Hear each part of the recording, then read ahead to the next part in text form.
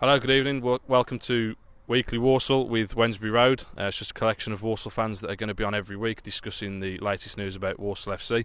Hope you enjoy, and if you do, please subscribe. Right, so first things first then, we're going to talk about the season so far. So James, how do you think the season's gone so far in 30 seconds?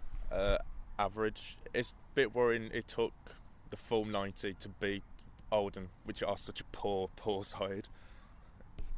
But they will end up bottom of the league, and it took a last-minute goal.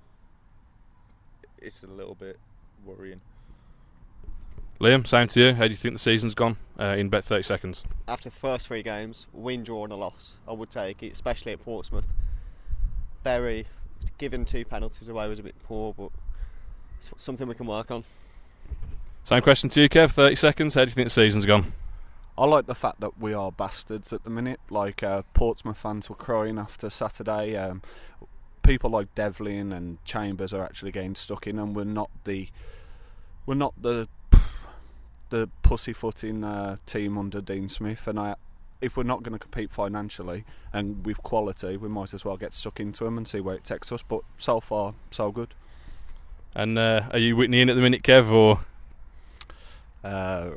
Nah, he deserves a chance and deserves people to get behind him because he has actually put a decent side together at the minute, and we just need that striker and see where it takes us. Sounding pretty positive about Whitney there, Kev. And last but not least, Dylan, how do you think the season's gone in 30 seconds so far? Better than expected. I thought we were going to be right down there looking poor, but you know what? I think we're doing better than many anticipated. I think the defence is looking solid. We need a striker more than anything, but to get a draw against the likes of Portsmouth, and I'll go on with what James said, we should have easily beat Oldham, but I think it's going better than I thought it was, and I think we do need to give Whitney that. Need to stop giving him stick a bit. I think he should be given a bit of time. So, looking ahead to Saturday, we've got a game against Bradford City at home. How do you think we're going to do, lads? Dylan?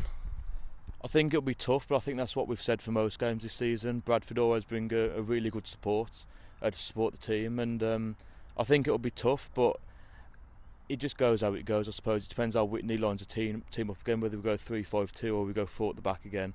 But I reckon we'll lose 1-0 personally. Okay. Same question to you, James. We know what Bradford are about. It's going to be bastards versus bastards.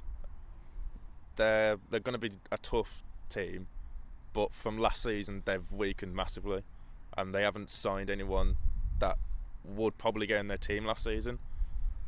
But knowing it's bastards versus bastards, it's going to be a 1-1 draw. 1-1. Okay. And Liam, your thoughts on Saturday? Honestly, I think we'll be really good at home. I can see us winning, but that's only if he puts out a good side. See if anything evolves this week, which I hardly doubt, but I think we could scrape it 1-0. And what team would you like to see starting on Saturday? Probably the same one as Saturday, but with Jackson up front instead of Bakayoko, because I think Jackson is better than Bakayoko at taking chances. Okay, fair comment. And finally, Kev? I know we're only a few games in, but from all the stick that Whitney got in the summer, he kind of fired the players up for like the Oldham game and Portsmouth as well on Saturday. So I think after a couple of games, Whitney then falls back into his usual mentality. But I honestly do think, like Liam said, we'll actually play better at home this season. So I think we'll win 2-0. And would you like to see any changes to the team from Portsmouth, or? The only one I would probably drop is Morris. I wasn't at Portsmouth, so I can't really comment, but so far this season he's not really offered much to the team, so I'd probably drop Morris and bring Flo in if I was going to bring anyone in. So, looking back at this week in the news, obviously there was the national frenzy over supposed Davey, who stayed at the Isle of Wight for the game for Portsmouth. Obviously got national coverage, went on BBC Football. What do we think to that, lads? Dylan? I reckon it did genuinely happen. Some people are saying that it was fake, but you know, it's a mistake that you can't make. He's got to have known that it was on the Isle of Wight, surely. And what about the Portsmouth fans after the game? Also, we've carried on. It's now kind of Wednesday, and Portsmouth fans are still crying about Saturday. Have you got anything to say to the Portsmouth fans that might be watching? I mean, they've got a right to moan when we had Ali G in the crowd. the nonce. But to be honest, I think they just need to forget about it and move on to the next game. The red card for Chambers is never going to be. They're not going to give him the red card. They got a penalty for nothing, so it's very 50-50. We should have had a red card in their eyes, but they got a free penalty. So I think they need to just concentrate on their game coming up and forget about us. Okay, thank you. And Kev, obviously you weren't at Portsmouth, but you will have seen the social media uproar from Portsmouth fans. Have you got anything to say? Fuck you, Pompey. No. To be honest, I can understand where they're coming from, because if it was us and the same thing was happening to us, our fans would be in uproar as well. But come on, it's Wednesday. Get over it and move on to your next game. And the Isle of Wight story, what are your views? Bloody hell, we had 1.5 million impressions on Twitter. To be honest, it sounds so stupid that it's got to be real. To be fair, but why did it take Davey like 2 days to put his screen dump of his hotel and his boat across? Yeah, I don't know. Maybe he's got a Nokia 3310. Found it difficult to upload. You never know. Right, so Liam, obviously you weren't at Portsmouth either, but obviously seen social media. Obviously watched the highlights. What are your thoughts to the Portsmouth fans crying? Well, I don't really care about the Portsmouth fans. I'm just glad I weren't at Portsmouth with mention no names as dressed as Ali G. I think it's just embarrassing, really. Second away game of the season. There's just no point. Fair enough if it was Blackpool, but Portsmouth on the south coast. Unless you're like Davey going on the ferry, whether he did, whether he didn't. It's just shouldn't happen. And your views on the Portsmouth fans crying their eyes out still? Don't care. Fair enough. Right, finally then, James. Again, not at the game on Saturday, but again, we'll have seen the uproar on social media and the highlights. So, what are your views to the Portsmouth fans whining? I don't get why they're whining, because they got a penalty that, looking back, it wasn't a penalty. So it's like you got a free trade for what apparently was a red card. Well, it's not a red card; it's a yellow. I had fans coming for me. I was like, I weren't even at the fucking game. And your views on Davey from the Isle of Wight? Well, apparently the story is that it did happen, but it wasn't Davey, it was his mate. But for some reason he would put on Twitter, because he probably knew he was going to get a shit ton of retweets, which it did. Apparently that's the story. Right, so looking back now, we've had some questions from our followers on Twitter, so going to ask the lads the questions and see what their responses are. So first question is from Greg Oxley, and the question was, which player would you take from this squad and add to a previous team? So I'll start with Kev with that one. Kev? There are many to choose from, but if I had to take someone back, it would be Ostuma. I'd probably put him alongside Sawyers in Smith's squad. Would then pair behind Bradshaw. We would have got promoted, simply. Okay, good answer. And you, James? Ostuma's probably the obvious one, but I think Wilson, if he replaced Paul Downing in that playoff squad, because I don't think he would have bottled it against Barnsley like Paul Downing did, and that would have ended up in us going up. Okay, and personally for me, I would replace Craig Peed with Nicky Devlin, for no other reason. I know that we went up as champions, but no other reason than it would have added a bit more steel with Anthony Gerrard and Scott Dunn at the back, with Danny Fox on the left. 3 Scousers and a Scottish bloke in defence. You can't go wrong. Second question off Twitter is from the Sadler's side.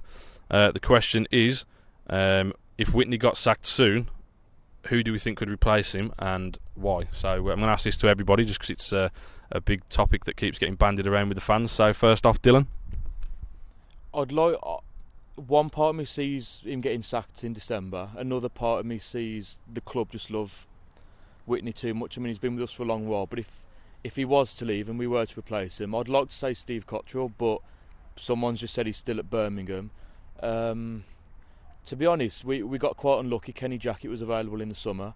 Whether he would have come to Walsall, I don't know, but the only person I can really think of is Steve Cottrell or Kenny Jackett, but obviously Kenny Jackett's now at Portsmouth.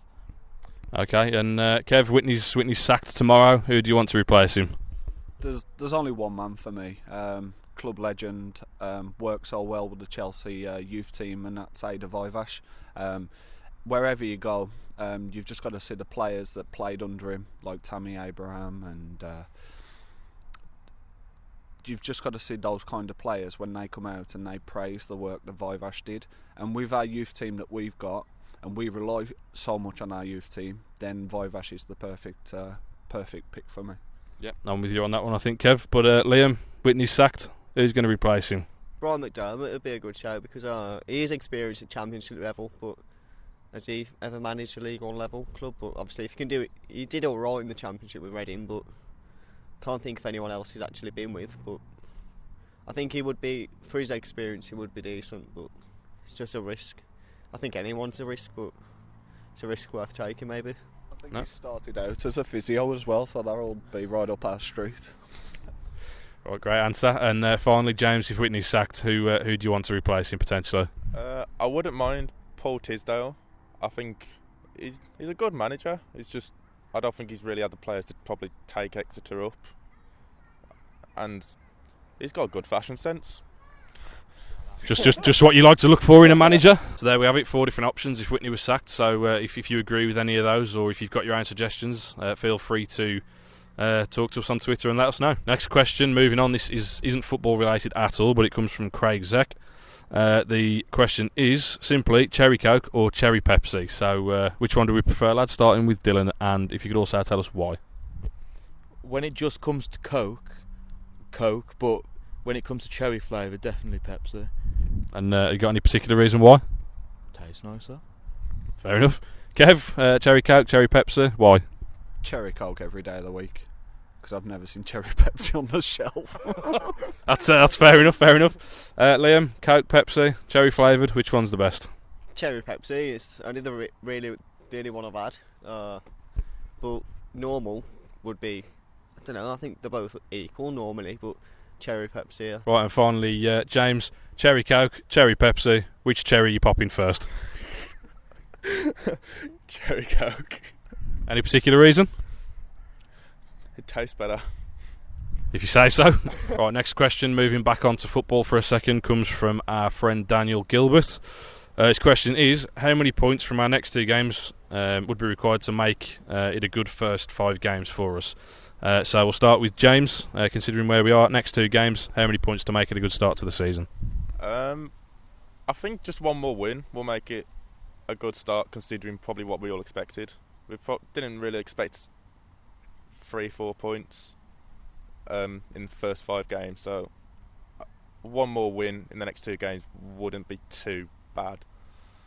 Okay, fantastic. And Liam, next 2 games, how many points are you looking for a good start to the season? Well, as they're both at home, I'm going for 4. I think that's what we'll get. Any particular order, I think we'd draw or win. Plymouth aren't a bad side, isn't it? Bradford, well, I think they're both average, really. Plymouth have come up. Plymouth. Yeah, Plymouth. But Bradford have weakened massively from last year, but I think 4 points would be making it a good 5. Okay. And Kev, next 2 games, what are you looking for? To be honest, I'm fed up of being negative, so let's get all 6 points. No, don't do it. 2 winnable games. Bradford, yeah, like Liam said, they've weakened massively since the summer. Plymouth have just come up. Neither side have started the season off too great, so yeah, 6 points. And Dylan, next 2 games, 6 points realistically that we could take, do you think, or not? I think Bradford's going to be the tough of the 2 games. I think looking at what we were all expecting at the start of the season, I think a win against Plymouth, and we will class it as a good start to the season. I think Bradford's going to be the tougher game, but I think if we can get the 3 points against Plymouth, then I think, I certainly will class it as a good start. Okay, I'm not going to lie, lads. I would have said 1 point, but the less said about that, the better after your answers. So we'll leave that at that. Right. So the final question from our followers on Twitter is again from Dan Gilbert. So Dan, no questions next week. Can't be too greedy. You've had 2 today. But your second and final question for us to answer today is: what are your thoughts on Donald Trump's decision to send more troops to Afghanistan? And I think there's 3 of us that are willing to answer it. So I'll start with James. James, I think if we send over Nicky Devlin, they'll win. He's not American. It's that simple. I don't care. Do you think he cares? Just send Nicky Devlin over, he'll sort it out. Right, and my answer to the Donald Trump sending troops to Afghanistan question is, and by the way, I must tell you that Kev has refrained from giving his political views to us on this question after he said he would. But my view is it's a good tactic, and Donald Trump must be a Walsall fan who's followed on iFollow. He's obviously seen Whitney, he's been getting in more defenders and tightening up the leaky defence. So he's obviously sent more soldiers over there to defend his country and stop conceding points and goals to the Afghans. So that's my view, and if you agree, please let me know. So another piece of news that's come from the club this week is that the teenage striker Mitch Candlin signed a 3-year deal to stay with the Saddlers until 2020.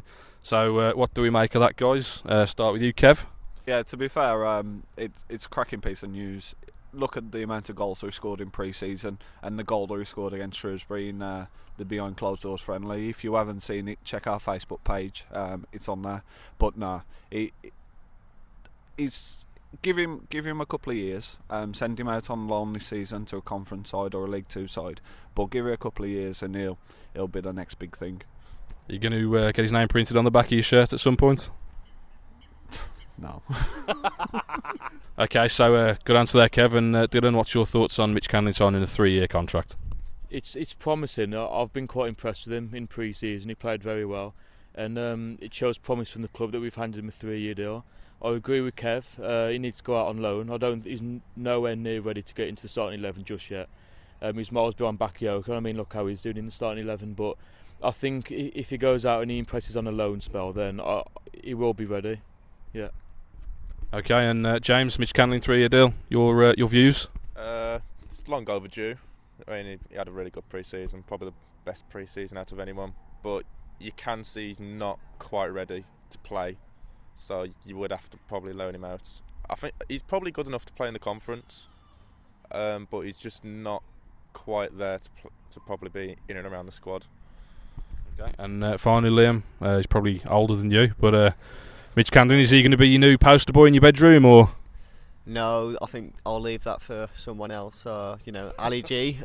Seriously, he talks about his dad. But yeah, I think potentially he could be probably one of our best academy products. But obviously he's not ready yet. But I think if Matty Fry does help, I think he will with the experience. But time will tell. Okay, thanks for your views, lads. And he scored against Craig yesterday, who left for first team football and he's only getting reserve football. So Dane Alpine's asked who are the best and worst players this season. So Kev, over to you. The best player so far is Nicky Devlin. Every game that he's played so far, he's gave 110%, and I think most Walsall fans just look for that from a player. We don't always get the quality, so we remember those that give a shit and are constantly giving their all. Worst player. I don't like singling players out, but I'd probably have to say Kieran Morris, because he's literally been in every side, and I don't think he's brought anything to the table yet. But with Morris, he's bound to score a couple of goals on Saturday and shut me up. So Dylan, best and worst player this season for you? Devlin stood out to me, but there's been a few. Joe Edwards has been alright. I think Mark Gillespie's done alright as well, saved 2 penalties on his debut. But not only has Devlin been fantastic on the pitch, I like his interaction with the fans as well. I mean, Kev, for example, he asked if he can see him before the game for his godson, and he's agreed. And I like a player that interacts with his fans on Twitter, so he's been fantastic on the field and off the field. And your worst player this season so far? I don't like to single anyone out, but it's between two, and it's Bakayoko and Morris. To be honest, I haven't been a fan of Morris over the past 2 seasons. I feel like he's a League 2 standard player. Bakayoko, I think it's unfortunate because any striker that's not scoring goals is going to get some criticism. I think if Jackson was up top and he was our starting striker, he would get just as much criticism. But it's definitely between Morris and Bakayoko. And if I said to you that you've got to pick one, which one are you going for? I'm going to say Bakayoko. He's not doing his job. He's not doing his job. Okay, and moving on to James, best and worst player so far this season? Nicky Devlin's obviously the standout. He's actually probably our new Scott Sinclair. You know, he's interact with the fans, instant fan favourite. The new Scott Sinclair, did I hear you just say? He didn't. Outtakes. Why does Scott Sinclair ever play for us? He's been dreaming about Scott Sinclair. That's definitely going on. Moving on to you then, James. Your best and worst player so far this season? Best players got to be Nicky Devlin. Probably our new Scott Laird. Sure it's not Scott Sinclair? I'm pretty sure. I mean, he interacts with the fans, and he's coming into the fan favourite just like Laird. But you've got to mention Mark Gillespie. Made the 2 penalty saves against Bury. He won the 3 points in the end against Oldham with that save. Joe Edwards has really come on from last season, and you can see why Whitney is really pushing him to sort of be the replacement for Adam Chambers when he eventually decides to retire. Okay, and your worst player of the season? And they've said Kieran Morris, but I feel sorry for him because he does have the talent. We've seen he has the talent, but he's not a centre midfielder, and that's the one criticism I have of Whitney so far. Is I don't get why he's playing Morris as a centre midfielder, because quite clearly he can't play there because he can't tackle. He's not going to be a Joe Edwards that's going to run box to box. He just wants to be on the wing and get balls into Bakayoko or Jackson. And if Morris was played in his favoured position or your favoured position for him, would he be in your starting 11 every week? I mean, I would play 2 wingers anyway, so we only have 1 winger, so he'd have to. Okay, fair enough. And Liam, finally, best player, worst player, who are you going for? I'm going to go for Joe Edwards because I have not seen Nicky Devlin play so far this season. Obviously, I was at Bury, but Nicky Devlin wasn't. But yeah, from what I'm hearing, he's a good player. But Joe Edwards, I think he will step into Adam Chambers' shoes. Might not be there physically, but I think he will work hard and put in a tackle. Nicky Devlin, he had his first home game, he had a chance singing for him straight away, and I think it was at Portsmouth, people were saying he was stood there for about 5 minutes clapping the fans, which shows how much the club means to him. He's not there for the money, he is there just to play football.